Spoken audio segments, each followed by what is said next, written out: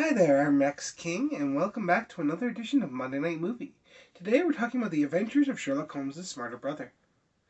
This film is about Sherlock Holmes' younger brother named Sigerson, played by Gene Wilder.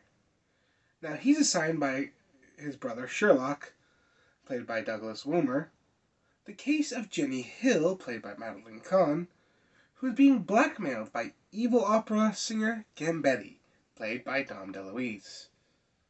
Now, the film came about because Alan Ladd Jr., the head of Fox at the time, approached Gene Wilder during the shoot of Young Frankenstein and asked him to direct this film.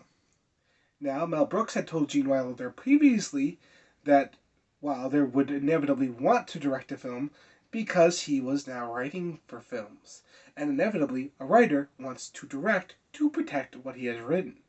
So Gene Wilder jumped at the chance, but only on the condition if he could get Marty Feldman and Madeline Kahn to agree to do the film with him, both of which were co-stars on Young Frankenstein. They agreed, of course, and, well, they made the film. The movie was released in December 14th, 1975. It did alright at the box office, if you call making over $20 million on a less than $3 million budget alright. I call that spectacular. Anyway, the critics, for the most part, genuinely liked it. They thought the slapstick humor, Wilder's presence, and overall fantastic acting was worth the watch. Now, there were some critics who thought that the film was a little bit over the top, and, well, they didn't really care for the character of Sigerson, feeling like he was not that interesting. I can't quite disagree with that last statement. I do feel that Sigerson is missing something of a character plot point that's driving him forward. But I think Gene Wilder creates such a presence in this film that I kind of ignored that. Yeah, he gives the character such a great personality, and to be honest, it works brilliantly in this film. Now, all the actors do a fantastic job. Madeline Kahn is charming, hilarious, and funny. Though those two things mean the same thing. Oh well.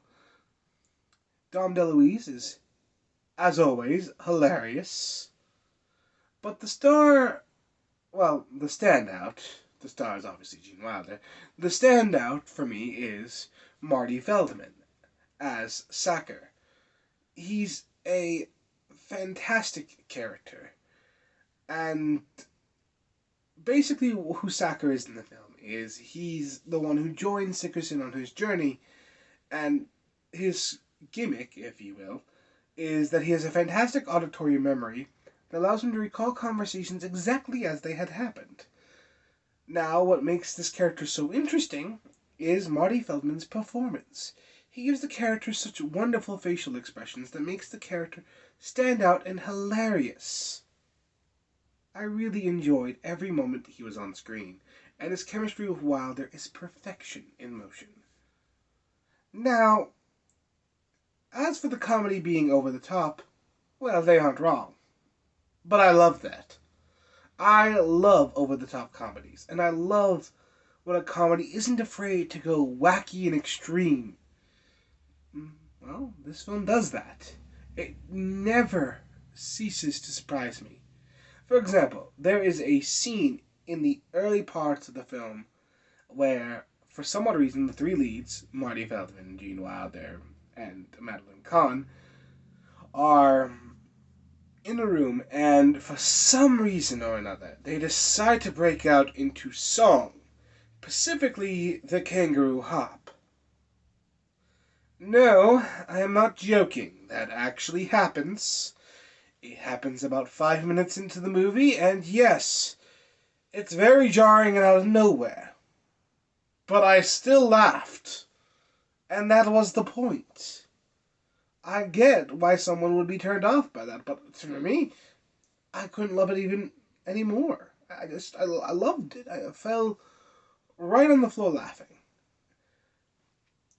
And there was actually subtle humor that I actually missed in my first watch. And when I rewatched it again, I noticed there were things that I didn't quite see the first time around. For example, Jenny Hill, in the Madeline Kahn's character in the film, in the early goings, she gets asked by the lead, Sigerson, to if she wants tea and sugar, and she ends up saying no, but every time she says no to something, she takes it anyway.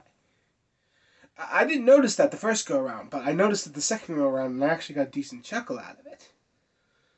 And there are just subtle character bits like that that actually go unnoticed probably during your first watch, but during your second watch, you definitely notice every character's little reactions to things, every little niche they have, all the little things that this film has that you definitely didn't notice the first time around. So it's definitely worth multiple watches. So yes, I did enjoy this film. Now, as you can see, I sought out the Blu-ray copy. Now, the Blu-ray copy special features are, and I'm not joking here, audio commentary by writer, director, and star Gene Wilder. This was the first time he performed that particular hat trick. And a trailer gallery, which has 2 trailers. This film deserves better. Lot better than that. I demand a re-release with better special features. I want more. Obviously, if this is all they had access to, that sucks. So, if you're not like me and you don't think this film is worth a million watches, you can buy the DVD copy. I love the film. I give it an 8 out of 10, and that's why I have the Blu-ray copy. Well, anyway, next time we're talking a Frank Capra masterwork. Not the one you're thinking of. I'm talking about You Can't Take It With You. Till next time.